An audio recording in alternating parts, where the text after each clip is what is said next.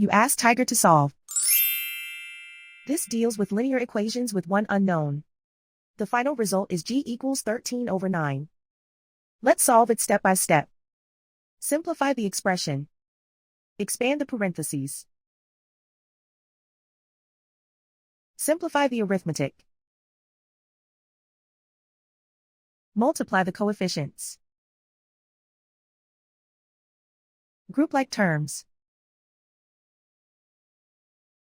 Combine like terms.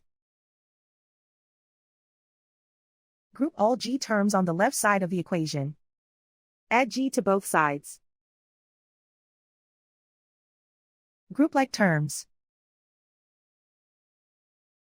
Simplify the arithmetic. Group like terms. Simplify the arithmetic. Group all constants on the right side of the equation. Add 12 to both sides. Simplify the arithmetic.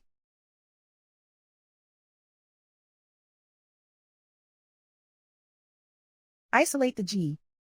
Divide both sides by 9. Simplify the fraction. And so the final result is g equals 13/9.